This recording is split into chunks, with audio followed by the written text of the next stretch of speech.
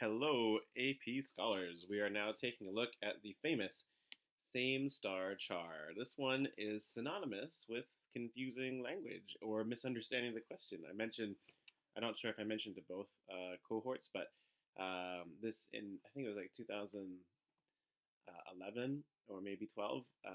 It's probably 11. The students, the AP scholars that year, changed the word sameStarChar to be a verb to say that it was that you misunderstood the question. So they would say things like, "Oh, you sameStarChar'd that question," because it's notoriously confusing. And in some ways, now that I know how confusing it is, I sort of make a bit of fuss about it to make sure everyone knows that it's going to be a little confusing. So that kind of helps because once you understand some of the constraints of the question, which the wording makes hard to do, I think the question becomes a little bit easier, or quite a bit easier actually. So we're going to take a look at the question, and here it is: return true for if this is an important if for every star in the string, if there are characters both immediately before and after the star, they are the same. Wait, what? Like the grammar kind of, and maybe it makes sense in like a weird way, but um, basically the conceit that I think is most confusing is the if there are characters both immediately before and after the star. So if that is a false statement, if there aren't characters either before or after, after the star, then we don't worry about them. We don't care about them. When does that happen? It happens at the very beginning and end of the string. So stars at the beginning and end of the string actually don't count towards your true false searching. They're irrelevant. So you can actually ignore stars at the very beginning and very end of your string. So that makes this question a little bit easier. So here's some examples. These are always really good to go over. I would go over these, make sure you understand, why they return true or false.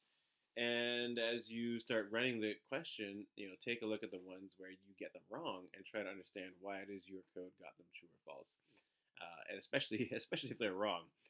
So here's my solution, and the idea is that if it's less than three, oh yeah, here's part of what's confusing about this.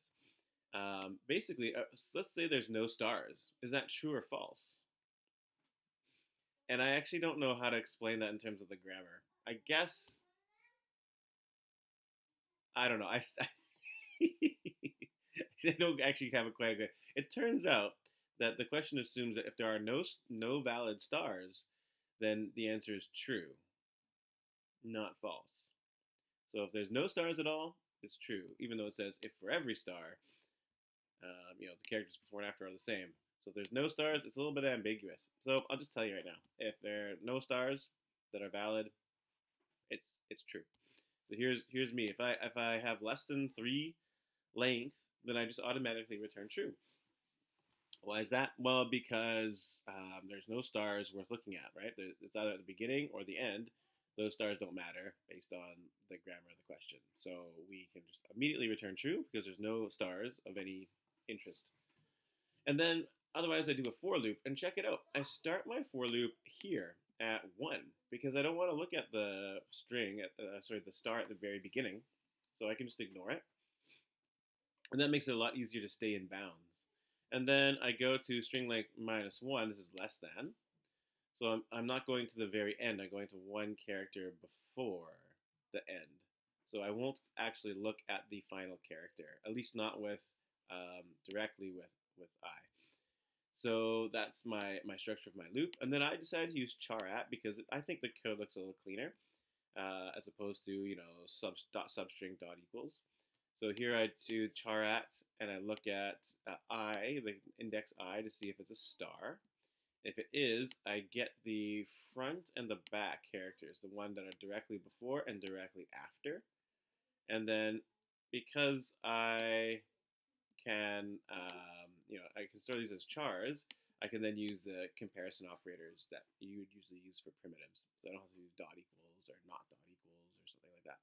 So I can just say if they're not equal, front does not equal back, I can immediately return false. And it's important to notice that I don't return true within the loop, right?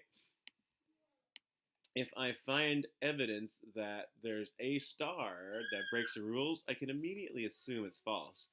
But I can't assume it's true just because I found a star with matching before and after characters. There might be a star later on that breaks the rule.